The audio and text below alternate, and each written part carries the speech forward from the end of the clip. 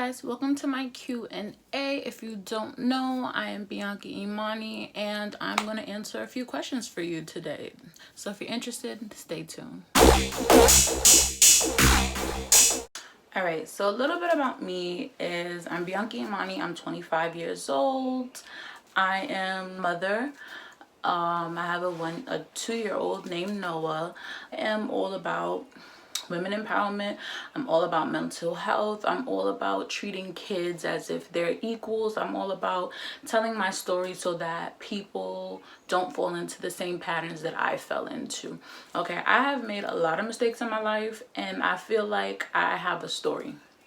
So I feel like everything that I went through is for a purpose and I won't let it all be in vain. So I'm very open with my life. I tell a lot of my stories. I tell a lot of the things that happened to me just as like a cautionary tale for people. Like, don't fall for this. Like, don't go into these patterns. Like, recognize these things that are happening to you early and find a way to prevent them, because it's not going to turn out in your favor. And I feel like I'm not the type of person that can learn from others. I really need to touch the pot to know that it's hot. But some people aren't like that. Some people, they can know that the pot is hot without touching it. So I hope that you are that person.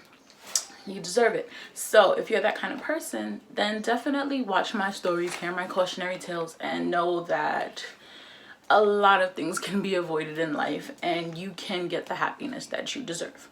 All right, so let's jump into these questions. Okay, so one person asked me if I still talk to the guy from my side chick videos, and no. After me and my baby father had talked about him and he found out that I was still texting him up in like a good few months into our relationship, you know, he made me change my number, which is something I forgot. So my child's father, he made me change my phone number because he did not want any of my exes or anybody I had dealt with to be able to contact me. Dumb, because I gave everybody my number as soon as I changed it. I don't talk to the guy I was a side chick for anymore. Once I changed my number, I mean, there was really no reason for me to even continue talking to him, honestly. Being in contact with him didn't really serve me. You know, after a while, I kind of came to my senses. Like, I was really in a bad situation. Like, I was being a side chick. I was accepting less. I was not, you know, tapping into what I really deserved in life. And that's what steered me away. You know, I really didn't care that my baby father made me change my phone number because I'm gonna talk to who I want to talk to.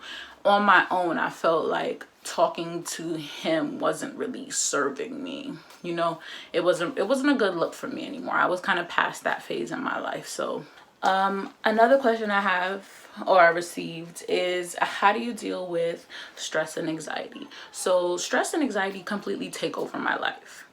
I am stressed, I am anxiety, I am walking anxiety. I experience anxiety several times a day. I am looking into getting medication for it because I feel like it's a little bit more than just my circumstances. It's really just like a everyday thing that I constantly feel anxiety out of nowhere, you know. But my whole life I've experienced anxiety. I would just describe it as like a funny feeling I would get out of nowhere. And I would automatically assume something bad is happening. I'm like, yo, somewhere something bad is happening, you know. And honestly, there was no basis for it. There was no reason behind it. There wasn't anything bad happening. I just always suffer from anxiety. Some things that I do, sometimes I pray. I do try to pray the anxiety. I did have a mantra that I had kind of forgot about, but my mantra was I am calm, I have no anxiety, I am not afraid. And anytime I would start feeling anxiety, that's something I would repeat to myself, and it would help me feel better. You know, it would kind of help me feel centered and kind of present in the moment, that, you know, what I can see is that nothing is wrong and that everything is okay, and I don't need to worry. I don't need to be anxious. I don't need to feel like the boogeyman is coming to get me. Something I use a little bit more recently is, or R is a R, This rock that I got from my therapist. I had one that said strength. I can't find it, but this one that I got more recently is, it says please breathe. So when I'm dealing with a lot of things, I kind of just feel it. Like I grip it really hard just to be like, okay, I can feel the pain. I am present in this moment. In this moment, the only pain that I can feel is this rock, right? And it's telling me to please breathe. So as I'm holding it, I'm closing my eyes and I'm thinking, I'm just like, please breathe. Like, Bianca, just calm down. You know, whatever you're going through, whatever you're feeling, whatever you're experiencing, like it's okay. It's okay. It's going to pass, you know? So dealing with anxiety is really about presenting yourself, pausing yourself, having a moment and really being like, okay, I am here. Like, I don't know if you guys ever watched, what is it, the Lorax, and they're like, I am here, I am here, I am here. Like, that's what I'm doing. Like, I'm like telling myself I am here. Okay, I am present. Sometimes, like, but like I said, sometimes I pray and I just kind of, you know, ask for God to present himself and help me to feel calm. And if I'm feeling anxiety, because I do have a few anxiety triggers. My child's father and his family, they are very big triggers for me.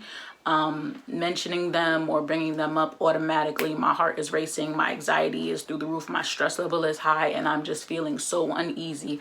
I feel restless. I just, you know, so I try to avoid those kinds of conversations or thinking about them, because, you know, dealing with anxiety, stress, and depression, you have to know your triggers. So if you know your triggers and you know, you figure out ways to avoid them, you know, and it's very hard avoiding your child's father, you know, that's just it's almost impossible, you know, but it's something that I'm dealing with, you know.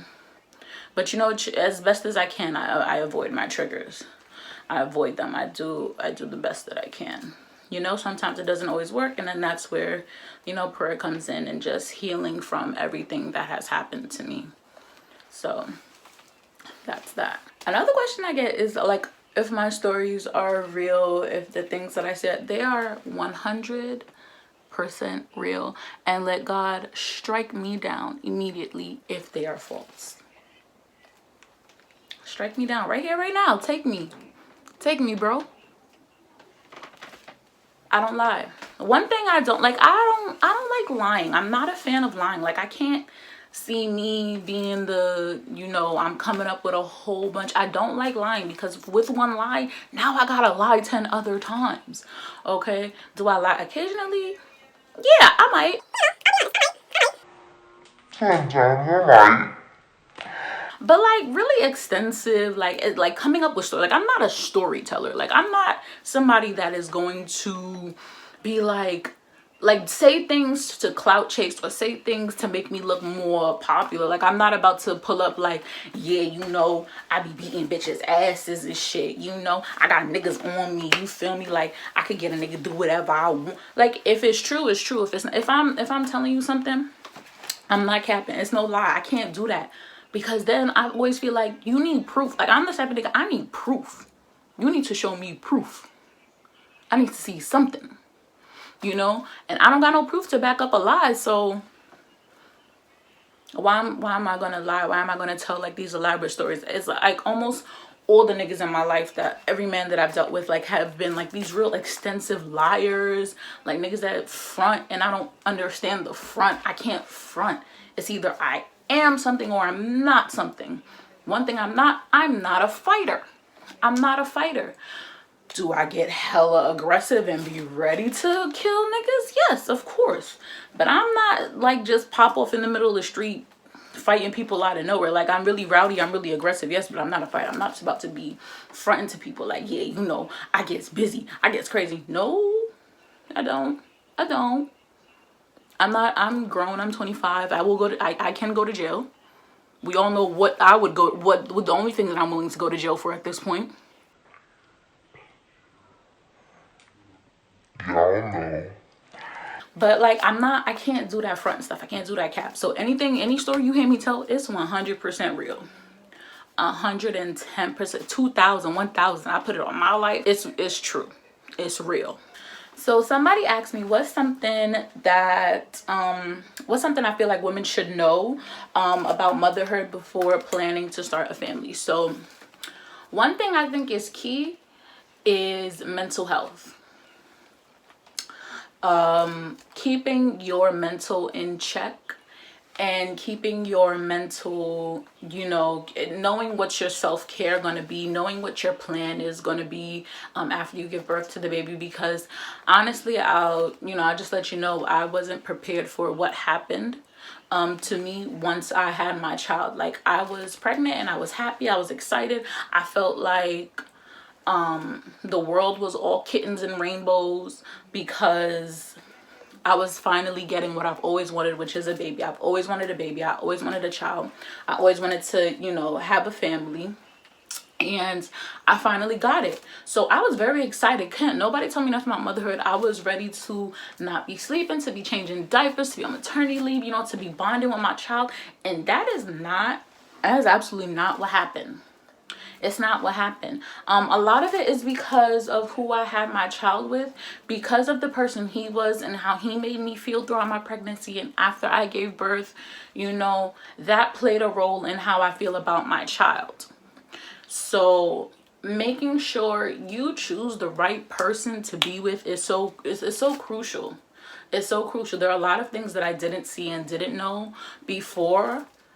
While I was pregnant, it's a lot of things I did not know that were later than exposed to me. So, I can't really blame myself, but I should have been more aware, and I should have did more research, but a lot of those things probably wouldn't have even came up until I was in it, because that's when you get exposed to all the secrets. But my advice is wait on Jesus. Have a support system set up. Definitely have a therapist in place. Like, I'm all for therapy. If you're not already in therapy while you're pregnant, I think that you should, shop around for some therapists, see what your insurance covers, because that postpartum depression can hit you crazy. And especially being a part of a Caribbean family, that's not something they really understand. So you can't really lean on, like, if you're Caribbean, if you have that type of household, leaning on them is not going to be good for you. It's not going to help you. It's not going to make you feel better. Even if they're not Caribbean, maybe some people just don't believe in mental health. Maybe some people don't believe in postpartum depression. And some people just don't believe in those kind of issues, the anxiety, the stress, the depression. They just feel like you need to deal with your child, get up and go. And it's not that easy, so definitely, getting things is easy. There's WIC, there's food stamps, there's donation drives. You can always get clothes. You can always find a way to get food for your child. You can always find something for your child. But that mental assistance, that's what's going to be important. That's what's really going to matter when it all goes down. Having that connection with God and that bond with yourself, that you can always be stable and be able to deal with anything that comes to you. That's what's important. I think that's going to be the most important for preparing a family, knowing your partner, knowing him inside and out, knowing his family, knowing everyone in his family, because it all matters. It's all important and it's all relevant. Okay? So thank you for my little TED Talk. I hope I've answered all your questions. Be mentally well, stay mentally whole, and make sure that you follow my channel. Like, subscribe, share, follow my Instagram, Mentally Whole, for all your mental health advice, information. I've been sending out packets via email of just information, just so that you can be knowledgeable, what's going on, and I am here for you.